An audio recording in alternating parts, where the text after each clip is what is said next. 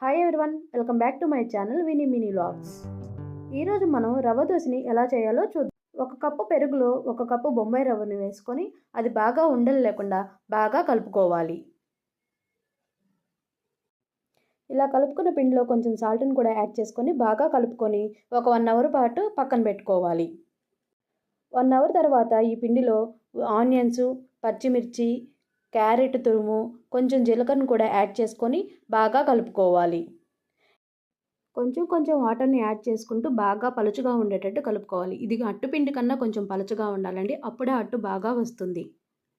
కింద వీడియోలో చూపిస్తున్న విధంగా పిండిని అయితే బాగా కలుపుకోవాలండి.